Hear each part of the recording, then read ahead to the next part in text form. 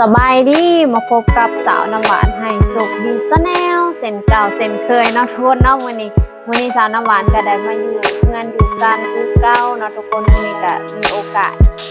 มาเฮ็ดคลิปที่ว่าเฮ็ดตู่นะทุกคนเฮ็ดตู่ที่ว่าสาวน้ำหวานขายเครื่องสำอางนำมานะก็เลยไปซื้อเขาผัดบ่มีเงินเนาะทุกคนก็เลยลงทุน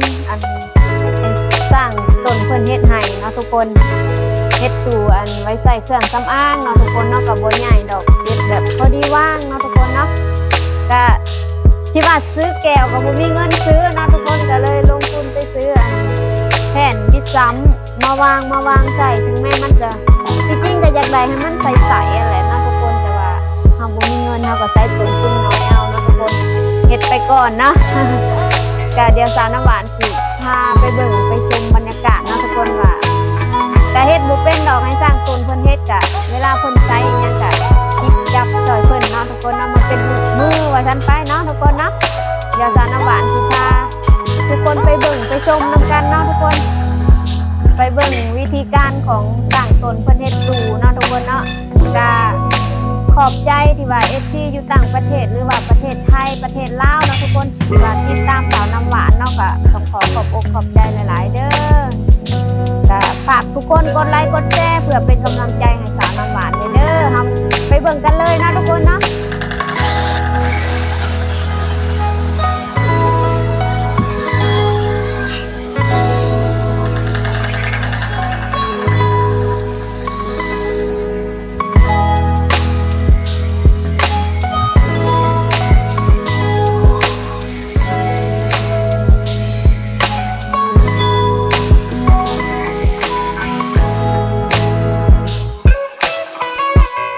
มาทุกคน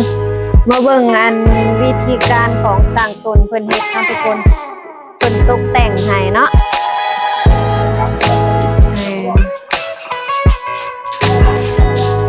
ว่ามันสิออกมาเป็นแบบใดเนาะทุกคน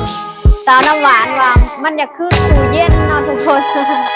ตู้ใส่เครื่องสำอางนี่มันอยากคือตู้เย็นนะแต่ก็เบิ่งกันไปเนาะเพราะว่ายังบ่ทันแล้วนะทุกคนมาเบิ่งว่าสร้างต้นเพิ่นเฮ็ดมันสิออกสวยงามซำใดเนาะทุกคนสาวน้ำหวานสิให้เบิ่ง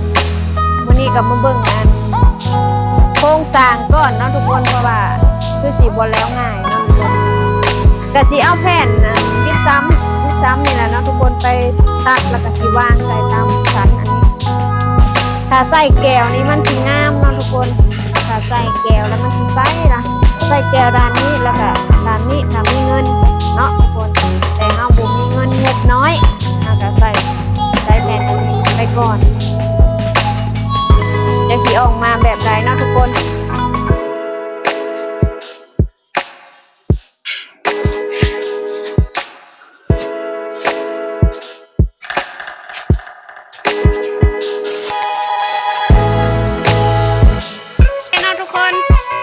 หลังจากเฮาหยอดเป็นที่เสร็จเรียบร้อยแล้วก็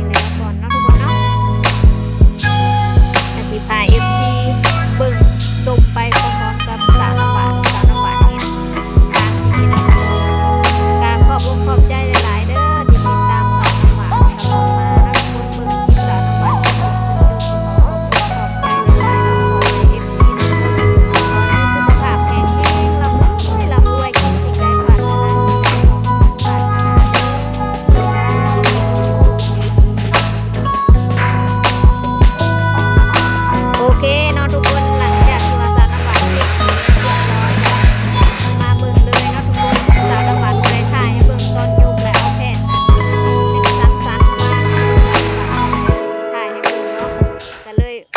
สิแล้วแหละเนาะทุกคนยังแพนหนึ่งสาวน้ำหวานก็สิถ่ายให้ทุกคนเบิ่งเนาะก็สิตูเฮาก็สิประมาณนี้เนาะทุกคน